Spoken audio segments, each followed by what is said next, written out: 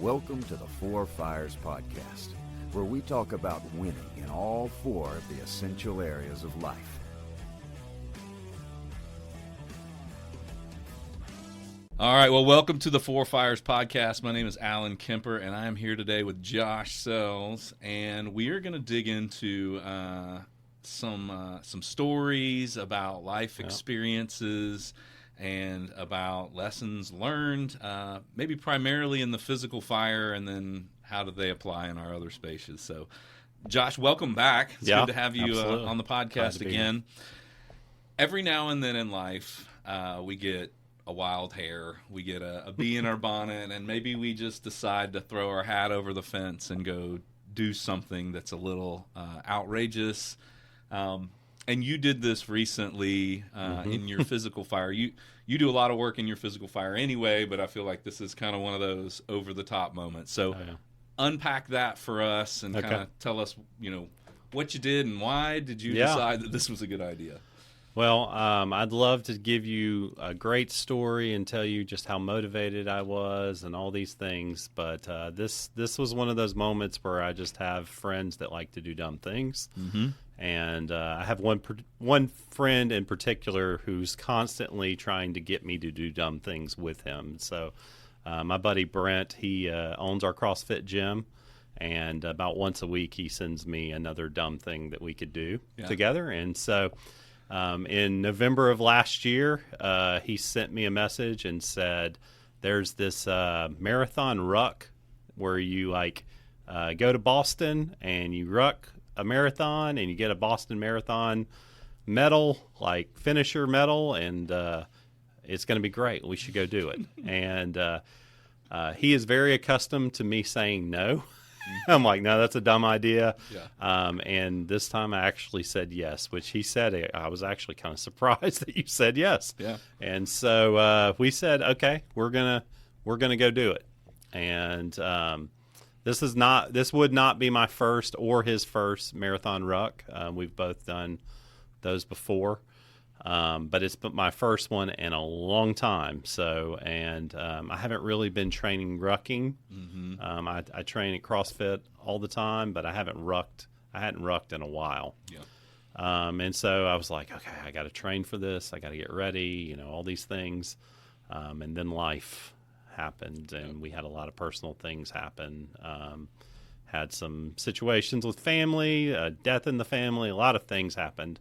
And I ended up not really training for my marathon at all. So it was a lot of hesitation, a lot of anxiety flying to Boston, knowing that I'm probably not going to do very well in this. So that was the experience. So for those who aren't really familiar with rucking, unpack what is the difference between rucking and walking and running? All right, so about 10 years ago, something popped up on a news feed somewhere or something. There was this company that was starting, and they were pushing rucking, and it was and I started looking at it. They're like, hey, the algorithms were just getting started. It's like, do you hate running? And I'm like, yes, I hate running. And they were like, you should ruck. And it was these military guys, and they were like, in the military, you put weight on your back and a book bag and just walk. Just go. Yeah. And they were like, so if you hate running, this is your answer, because it gives you very similar aerobic benefits without all the knees and all that stuff. And so I'm like, okay. So I pull out a backpack that I had, put some books in it, and go out and just start walking and start doing this. And I start looking up, and I find out that they have these, events where these former Special Forces guys, you basically pay them to torture you for hours at a time. And I started signing up for them. I did a couple of those, and then I found out that there was a guy that goes to our church that actually had been doing the same events. And so then he and, like I said, I have friends that like to do dumb things. And so then he starts encouraging me to do more of these things. And so that's kind of how I got into it. And so it's walking with weight on your back. That's it. It's just walking with weight on your back. And there's some advantages to doing that over just regular walking, better calorie burn, higher heart rate. more muscle tone, and then you can do variations of like rucks with, kind of a farmer's single, a carry along with the ruck to kind of like strengthen core. But it's been a neat. It's a tool that we use in the Four Fires just because it's almost anybody at any fitness level can do it. Absolutely. It's you can start small. You can add, a little bit of weight. You can move up to 20% of your body weight. Yeah, There's absolutely. a lot of different ways to do it. So, yeah, and I also would say, the great thing about it is if you can find people to do it with.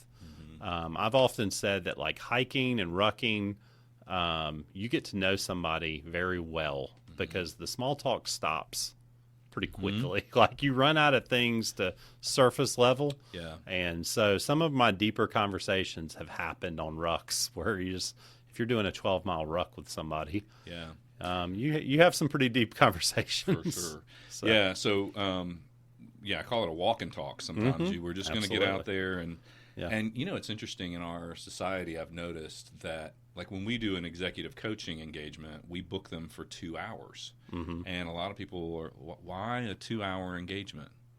Because rarely do you ever have 2 hours of uninterrupted time with one person to just unpack what's going on. Yeah, and this answers that question. Right. It's just you and some other person and you got nothing else to do but dig in. So so I like that touches on some of the people fire. You get friends or you bring somebody with you. One of the great lines, I forget where this one came from. This might be a Covey line, but you will become like the 5 people that you spend the most time with. Yep. So if you got crazy friends who like to do dumb things, you'll become somebody who does dumb things. Dumb things, that's right. So your friends encouraged you. You decided, hey, let's go do this 26-mile hike with weight on my back. Yes. And so how many folks went with you? It was just me and Brent, and then 1,000 people that we didn't know. That's right. So it's you and one other guy, and you felt like, I mean, we say, like you stay trained, so you stay ready, so you don't have to get ready. Right. So you already have a pretty good cardiovascular overall, pretty good muscle mass build, but this is a different kind of. This is different, You've got to get your feet toughened up, and that was my concern because I know what miles can do to your ankles, to your joints, to your feet. It's not, you go out for a 4-mile ruck, it's not going to put a ton of stress on your joints. It's actually easier than a 4-mile run on your joints and those kind of things. But when you start dealing with the above, you start hitting above 12 miles. It can take a toll on you. Yeah. So what was your experience? You went in with a little bit of trepidation and so I mean, the first 4 miles went by real quick, and the excitement. There was a lot of pageantry. They were firing off cannons. It was during Patriots Day, so there's a lot of excitement. They're doing all this, pomp and circumstance, and you're excited, and you're like, oh, this is going great. After about mile 8, it was not going great anymore, and mile 9, I had definitely what I like to call one of those meet yourself moments. And, the pain, the conversation was starting to slow down because the pain was starting to become real. And I remember my left ankle was just like throbbing. And I had some other little aches and pains, but it was throbbing. And my buddy Brent, he's there with me. He has done some ultra marathons. He's done a couple of these marathon rucks. He rucks a lot. He does a lot of other things. And I looked at him and I said, man, if this keeps going, I don't know how much longer I can do this. And it was in that moment that he said something to me that has just stuck with me. And he said, one time when he was doing an ultra marathon, he was having one of those meet yourself moments. And he came across a girl that does them all the time. And she looked at him and she said, Brent, I need to tell you something. You got to remember, pain is not linear. And I was like, okay, what does that even mean? Like, tell me that. Like, help me understand that. He goes, just because something hurts in this mile doesn't mean it's going to hurt in the next mile. He said, the discomfort that you feel, the problem is so often we start thinking what hurts now is just going to keep hurting. It's going to get worse. And the truth is the next 4 or 5 miles, my ankle kind of stayed the same for those 4 or 5 miles. And then at mile 16, it stopped hurting. And it was like, oh, okay. Now other things were hurting, but that became kind of my mantra in that. Miles 9 through 13 were probably the hardest of them all. Once I got to 16, some of my best times came from 16 to 20.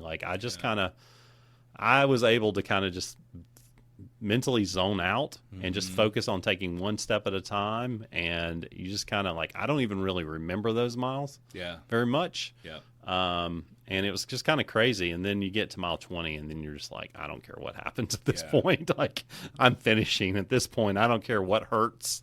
The last 3 miles, everything hurt. But you're just whatever. No one's going to make me stop at this point. So. Well, such a good frame of mind. Pain is not linear. Because I think, how often do we find ourselves in a situation where, in mile 4, it's a 6 out of 10 pain. And if I get to mile 8, it's going to be a 12 out of 10 Absolutely. pain, right? Absolutely. Oh my gosh, this is just going to keep going and going. And and that's not how pain works. No, absolutely not. And framing it that way is really helpful. And I mean, obviously, if you have an injury, that's one thing. Obviously, if you have an injury, the old adage that football coaches, are you hurt or you injured? Right. Are you hurt or are you injured? Because there's a difference. If you're injured, we need to go treat you. If you're hurt, you can work through that. And there was a lot of wisdom to that. I mean, there's a lot of wisdom to what the coaches were teaching you. And I've talked to my son. He started. My younger son Benjamin, he started kind of doing some workouts and things with a trainer for baseball, and he told me the other day that he was struggling through part of the workout, and he said, well, then it got better. It didn't hurt as much. And I said, you're just remember, your mind will quit long before your body will. Your body will adapt. And I think that's really, there's probably some science behind this, that your body knows how to adapt. It knows how to do things to help you get through things. It knows how to stop firing pain signals when it doesn't need them anymore, discomfort. But the real battle is in our mind, is because we're thinking about, the reason I was thinking about quitting at mile 9 is because there were 17 miles left. It wasn't because it hurt, because I could live with the pain. It was because there was 17 miles left and I was already hurting, and I'm like, I don't know that I can do this. So the mental game of pain and discomfort, if you can master that, absolutely, you will go very far in life. That's right. There's a book out called The Comfort Crisis, and and part of what it talks about is that we live in a culture where the ultimate goal is the pursuit of comfort. And it's not hard to find. No, it's easy. You can find it in alcohol, you can find it in sex, you can find it all over the place. Dopamine hits on your phone, absolutely, sitting on the couch. And part of the outcome of all of that is when people become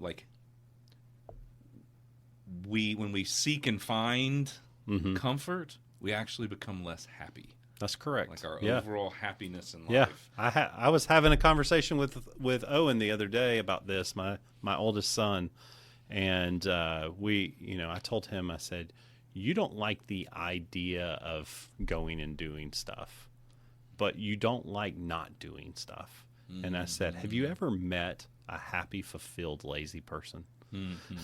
And he was like, no. I was like, but you've met plenty of happy and fulfilled people who work hard.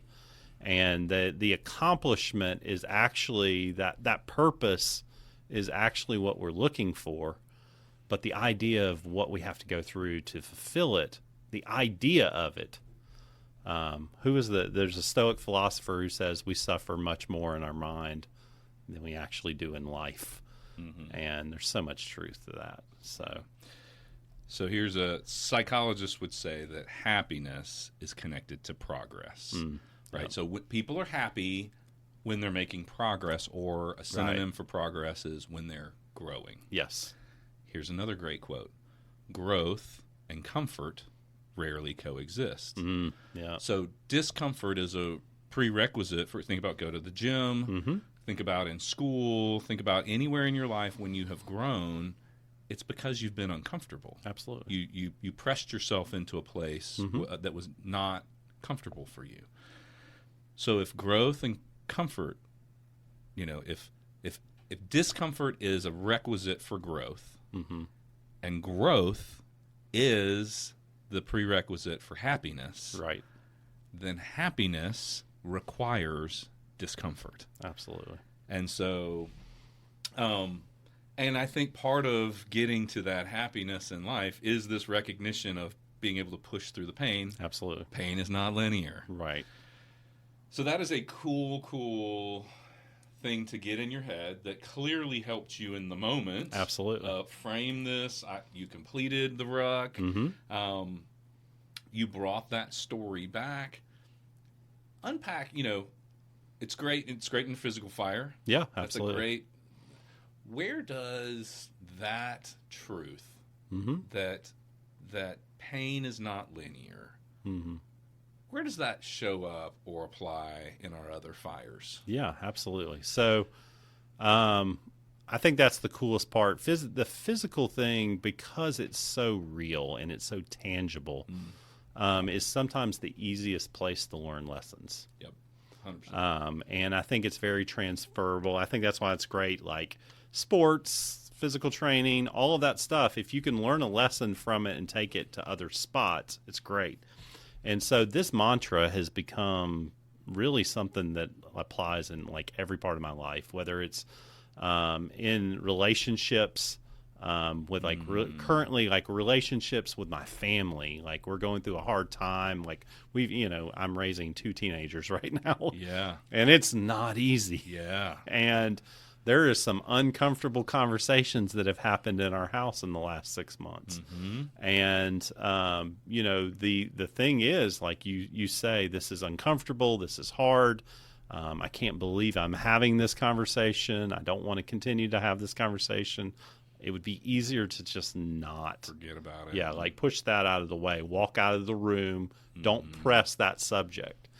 And that reminder that pain is not linear is that, hey, just because it's uncomfortable now, it's amazing when we press into that discomfort and push through the initial awkwardness of a conversation, what opens up on the other side of it on the relationship. And I think that applies in, with kids, in my marriage, like, the tension, there, with relationships, I always feel like whether it's leadership in business, family, when you find friction, you should lean into it and say, okay, why is there friction there? Let's go there. Yep. We talk about that with our leadership team is like when there's conflict, that's where we need to go.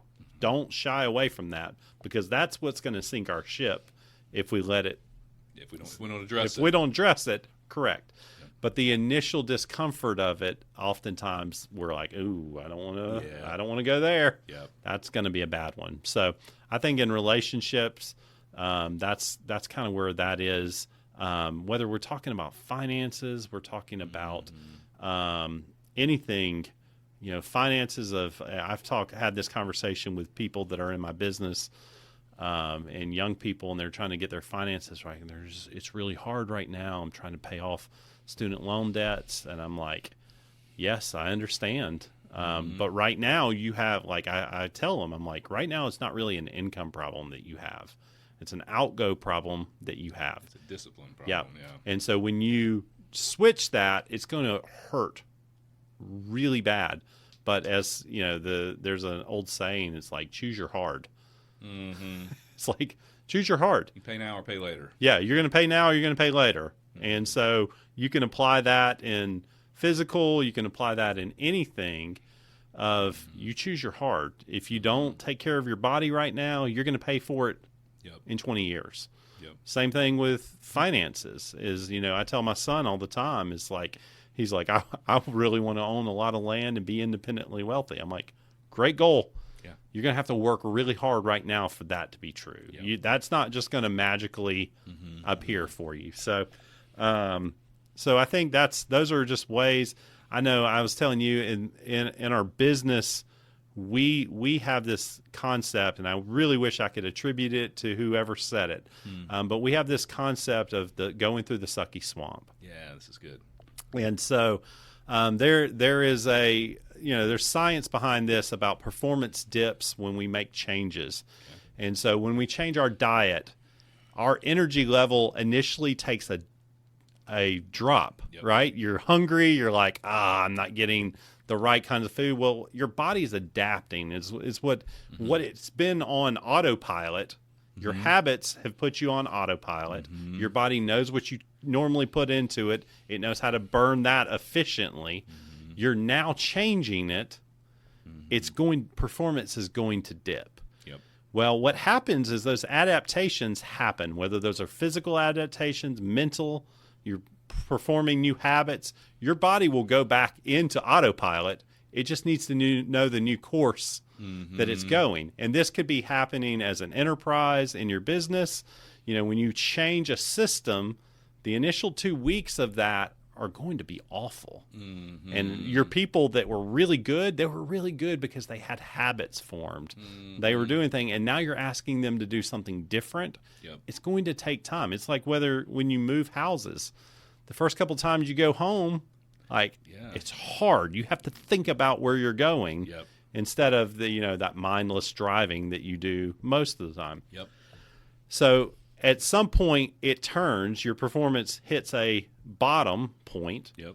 And then it starts becoming easier again. Yeah. And then hopefully if you've chosen the right habits, if you've chosen the right course or the systems, performance goes up. Higher than it was. If it doesn't, then you just made a bad decision. Yeah. Right. Like you went through the pain. Right. Yeah. We're not going through pain for pain's sake. There should be an outcome that we're looking for, right?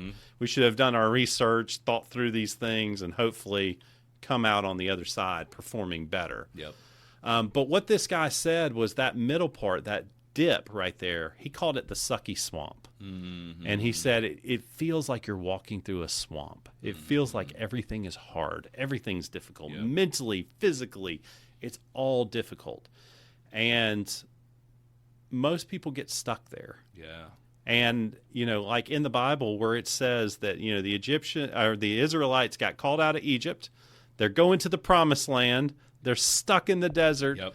And they're all of a sudden like, you know what? Let's go back. That was easier. That was way better than what Right. this is right now. And it's like, no, it's not. You were slaves there. You were getting beaten and killed there. Like, no, that's not better. But they're like, this is awful. Yeah. This is awful. I'd rather be back there. And that's so often how we are. Whether it's, you get up and start doing your quiet times. You get up, go to the gym. Most people, I laugh at CrossFit. I'm a 5 a.m. CrossFitter. I've been doing it for 7 years or something. But like when people come in, we always kind of take bets. How long do you think they'll last? And usually 2 weeks is about it. Yep. It's like, what it really is, hey, they're sore. It's really hard to wake up in the morning to get up at 5 a.m. to do that. And you're not yet seeing the results. You're not seeing results. At week 2. Yeah, right. And it's like, this is not fun. It's like, I'm not seeing any results.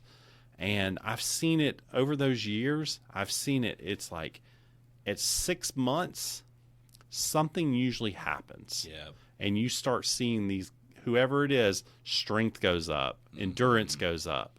And it's like a switch just flips. It's not like anything magical. It's consistency. You stuck with it long enough. You stuck with it long enough, and your body started to adapt to it. Getting up becomes easier. Going through it, recovering You don't hurt as long. Like, I very rarely hurt for more than a day or two after a workout. Now, every once in a while, there's a soul-crushing workout that, like, 3 days later, I'm still having trouble standing up off the toilet. Like, those kind of things with your legs or something. But for the most part, it just becomes part of the rhythm. It just becomes part of the thing. I'm laying on the ground, suffering, and then 30 minutes later, I'm good. Yep. And my body's like, that's great. Yeah.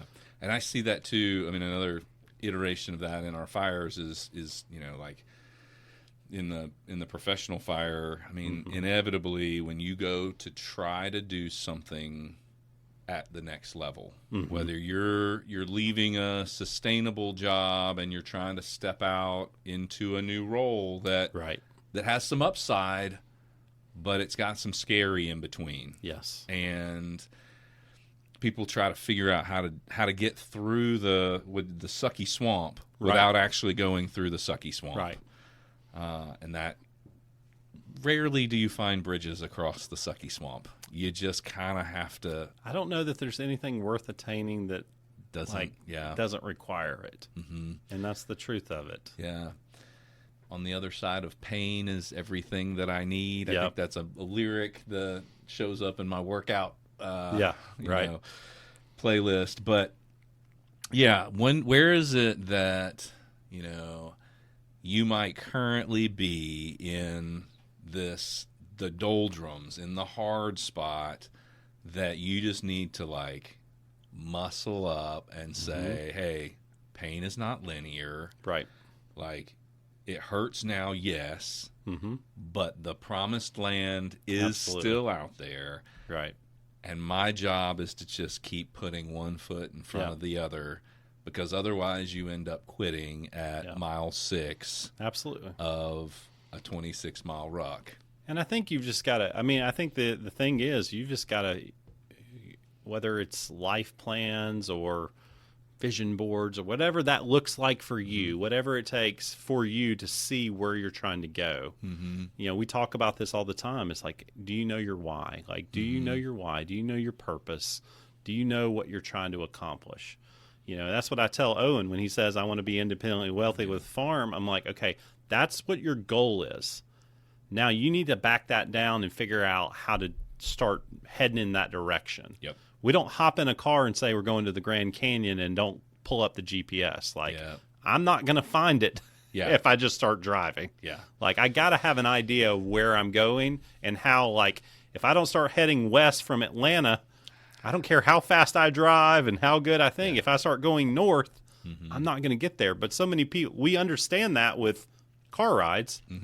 But with life, we're like, I want to be wealthy. And you just took out a car loan and you just you have all this credit card debt, and it's like, it's not directionally correct. correct. You just went north and you were trying to go west. Like, that's not how it works. That's not directionally correct. And so that's part of actually what we do in coaching. But what you found is a good friend who will keep walking with you. Yes. Give you good advice. Yes. And sometimes a good friend is the person who prompts you to go do something hard. Correct. And who will walk with you in a space that that maybe you would have stepped into without them.